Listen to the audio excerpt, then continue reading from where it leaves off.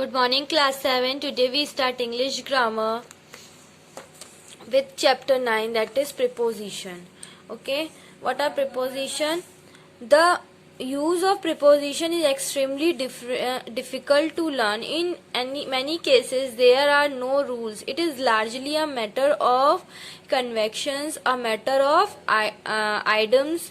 The best way of learning the use of preposition is by careful reading and constant practice. ठीक है, इस sentence, इस paragraph का मतलब क्या है कि प्रीपोजिशन एक बहुत ही डिफिकल्ट है. क्यों डिफिकल्ट है? क्योंकि वो आपके लैंग्वेज के पर डिपेंड करता है. ठीक है, कि आपको कहाँ कैसे उसका यूज करना है, कैसे सेंटेंस को क्या होना है, मीनिंगफुल बनाना है. ठीक, हमने प्रीपोजिशंस पहले भी पढ़ रखे हैं. इन, ऑन, बट, अंडर, ओवर. ठीक है, वही सब हमारे प्रीपोजिशंस होते हैं. तो वो जब हम चीजें देखते हैं तभी हमको क्या पता चलता है कि हमें इन लगाना है, ऑन लगाना है, ओवर लगाना है, इनटू लगाना है, बट लगाना है, बिकॉज लगाना है, सॉरी इन लगाना है, इनटू लगाना है, ऑन लगाना है, हमारा ओवर लगाना है, अंडर लगाना है. हमको क्या उस समय एट लगाना है, हमको उस समय ही उस सिचुएशन पर ही डिपेंड करता है. अब जैसे प्रीपोजिशन ऑफ टाइम, अगर हमें टाइम से रिलेटेड कुछ सिचुएशन है तो हम क्या करते हैं, वहां पे एट, इन, ऑन लगाते हैं. ठीक है, जैसे at, use of at with a clock time और मील टाइम. जब हम एग्जैक्ट टाइम बताते हैं या हमारे सामने एग्जैक्ट वो पोजीशन होती है तो हम एट का यूज करते हैं. ठीक, अगर बट वी से एट क्रिसमस, हॉलीडे पीरियड है, ये भी आपका टाइम है. क्रिसमस क्या है, टाइम है, हर साल आता है, साल में एक बार आता है. ठीक है, तो हम उसके आगे एट लगाते हैं. अब ऑन है, वी से on a part of the debt plus day और डेट. ठीक है, हम डे या डेट की बात करते हैं तो हम उसमें ऑन का यूज करते हैं. या अगर हम किसी चीज को ऊपर देखते हैं, सरफेस पर देखते हैं, ठीक है, तो उसके लिए हम ऑन का यूज करते हैं. ठीक है, समझ में आया? इसमें एक चीज है, अब हमने जो इन, ऑन, एट जो पढ़ा था, छोटी क्लास में गया था, हमें यही सब पढ़ना था कि हमें अगर सरफेस पे चीज दिख रही है तो हम ऑन लगाएंगे. ठीक है, अंदर है तो इन लगाएंगे, ऊपर से जा रहा है तो ओवर लगाएंगे, अंदर जा रहा है तो इनटू लगाएंगे. वो सब हमारी छोटी क्लासेस के लिए है. अब बड़े हो आप लोग तो बड़ा चीज पढ़ो. ठीक है, तो अब हमें क्या पढ़ना है, इसमें एग्जैक्ट पढ़ना है कि एन, ऑन, इन हमें कहाँ यूज करना चाहिए जब हम इंग्लिश बोलते हैं तो.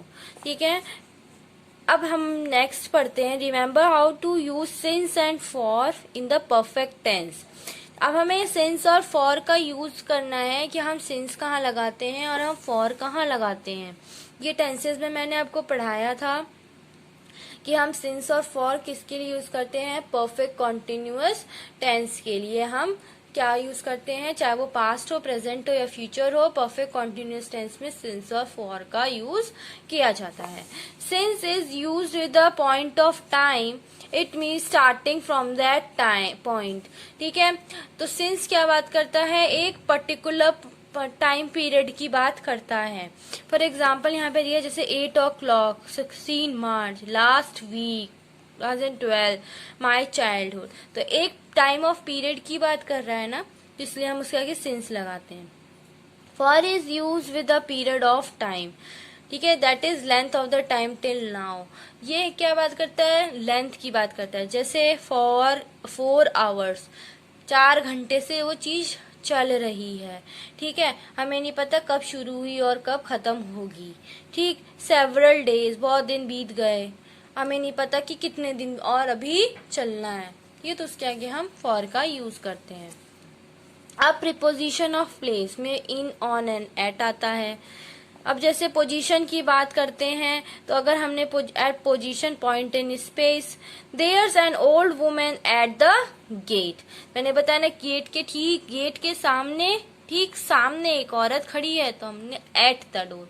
अगर मैं बोलूंगी train arrived at the platform, platform पे ही ट्रेन क्या हो गई है, आ गई है। ठीक है, तो हम उसके आगे एट लगाते हैं। इवेंट और group activities, when was Anuj at the party, क्या अनुज पार्टी में है, तो हम सिर्फ पार्टी की बात कर रहे हैं, हम ये तो नहीं पूछे कि अनुज इधर उधर है, पार्टी में है तो हमने एट लगाया। ठीक है, एट का यूज समझ में आ गया। Now we see using volumes and areas, तो हम क्या यूज करते हैं, mothers in the kitchen, mummy कहाँ पर है, हमारी माँ कहाँ है, किचन में है, तो इन द किचन में हुआ ना, किचन के अंदर है। ठीक, तो हम जब अंदर किसी चीज के अंदर रहने की बात करते हैं तो वहां पे इन का यूज करते हैं। ठीक, अब इसमें एक डिफरेंस है, we often use at with a building when we are thinking of the activity that happens there, we use in when they mean inside the building. ठीक है, अगर हम बिल्डिंग की बात करते हैं तो हम एट का यूज करते हैं, लेकिन हम बिल्डिंग को ऊपर से देखते हैं तो हम एट का यूज करते हैं, और लेकिन बिल्डिंग के अंदर की बात करते हैं तो हम इनका यूज करते हैं।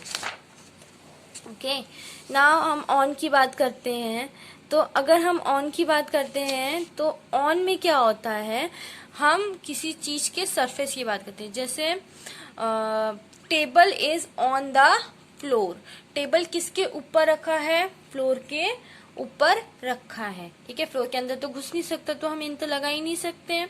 ठीक है, तो हम इसके लिए क्या यूज करते हैं, ऑन का यूज करते हैं। ठीक, अब इसमें और एक चीज है, we use in with cities, towns, villages when we thinking of them at places having length, breadth, and we normally use at, we see cities, towns at the point of journey। ठीक है, अगर हम journey में हैं और हम cities को देखते जा रहे हैं तो हम एट का यूज करेंगे, लेकिन अगर हम उसी सिटी में हैं तो बात कर रहे हैं तो हम इनका यूज करेंगे। समझ में आया, तो यही कुछ इन एंड एट है आपका जो आपको पढ़ना है।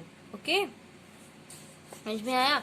अब हम ऑन की बात करते हैं, तो ऑन में आता है in the corner of the room sit on a table chair, sorry sit on a chair. ठीक है, in the corner of the room sit on the chair, corner में जाओ रूम के और चेयर पर जाकर बैठ जाओ। ठीक है, तो मैंने ऑन द चेयर बैठ सकती हूँ ना, चेयर के अंदर घुस के तो नहीं बैठ सकती, तो मैं लगाऊंगी ही नहीं। ठीक है, एट द चेयर भी नहीं होगा, क्योंकि चेयर एट द चेयर में अगर सामने खड़ी होती तो मैं लगाती कि I am standing in front of the chair, तो मैं खड़ी हूँ, तो मैं क्या लगाऊंगी यहाँ पे, ऑन लगाऊंगी, क्योंकि मैं चेयर के ऊपर बैठूंगी। ठीक है, तो ऊपर के लिए हमेशा ऑन का यूज होता है। ठीक है, तो चैप्टर आपका प्रीपोजिशन खत्म होता है। Thank you and have a nice day.